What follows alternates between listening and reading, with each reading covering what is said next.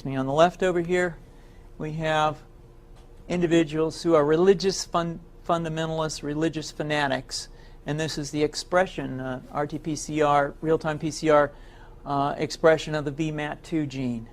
Over here, we have individuals. So let me complete. So over here, we have individuals who are not particularly fundamentalist, not particularly religious, and you can see there's a much reduced expression of this particular gene, the VMAT2 gene.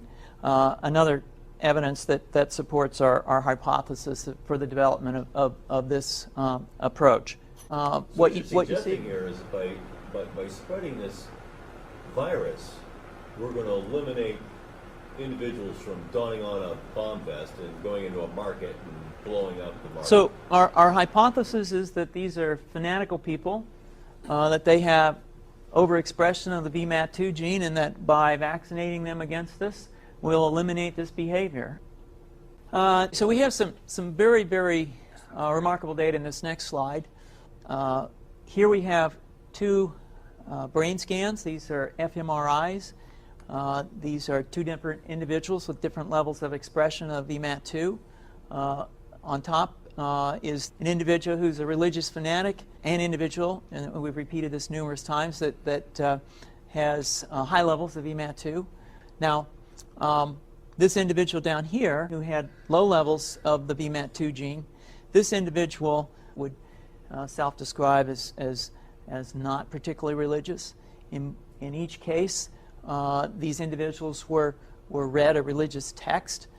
This individual lit up the right middle frontal gyrus, shown here, and that's a part of the brain that's associated with theory of mind. It's a part of the brain that has to do with intents and beliefs and desires. In marked contrast, here's an individual who would not particularly self-describe as religious, and when they're read a religious text, what you see is that this part of the brain called the anterior insula lights up. This is a part of the brain that's associated with disgust or displeasure on hearing something.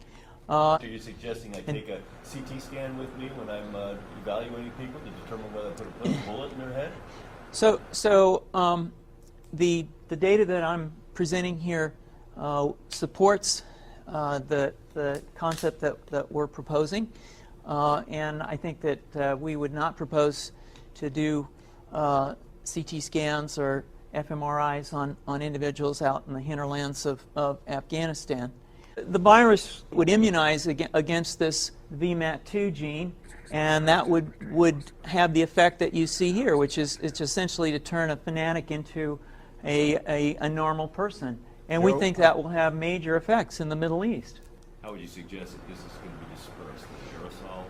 Well, so the present plan and the tests that we've done so far have used respiratory viruses, such as flu or rhinoviruses, and we believe that that's a satisfactory way to get the exposure of the largest part of the population. Most of us, of course, have been exposed to both of those viruses, and we're quite confident that this will be a very successful approach. This is fascinating. What's the name of this proposal? Yeah, so the name of this project is FunVax, which is the vaccine for religious fundamentalism.